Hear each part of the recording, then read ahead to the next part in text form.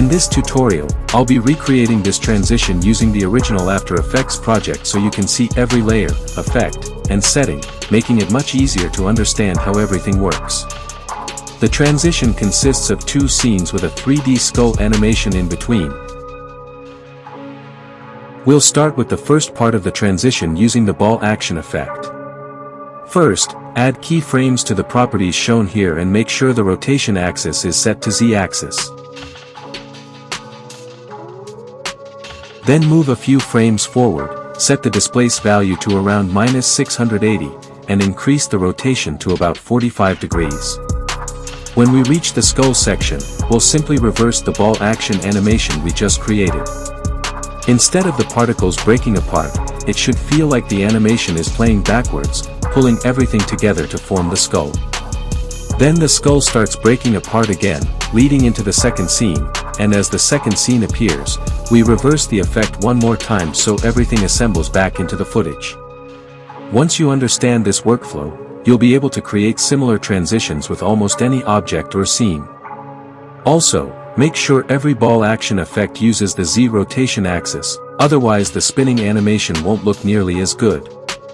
To keep the motion feeling smooth, the rotation values should mirror each other throughout the transition.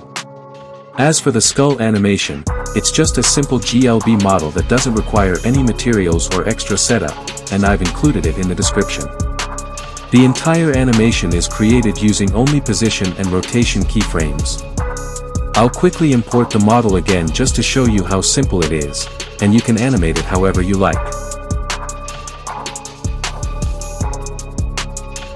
The red highlight sweeping across the skull is created with CC Light Sweep, and you can easily change the color and settings to match your own style.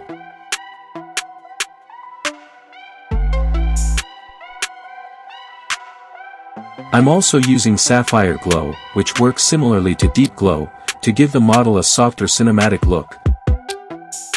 And I'll finish it off with curves to add a little more contrast. Now let's move on to the adjustment layers.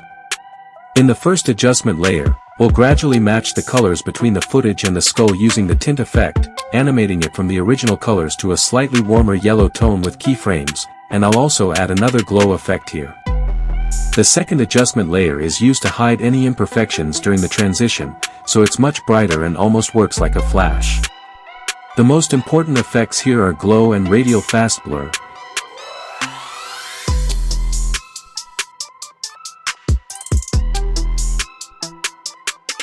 And we'll use the same adjustment layer again during the second half of the transition.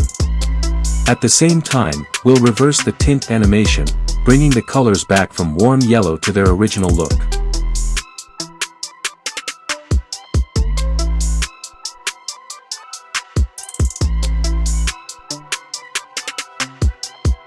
Finally, we'll pre-compose everything and add one last adjustment layer for the camera shake, giving the transition a much more dynamic feel. Keep in mind that transitions like this will always require different values depending on your footage and 3D model, so there's no point in copying the exact settings. The important part is understanding the logic behind the effect, because once you do, you'll be able to recreate this style with almost any footage. That's it for this tutorial. If you enjoyed it or learned something new, don't forget to leave a like and subscribe for more After Effects tutorials. Thanks for watching, and I'll see you in the next one.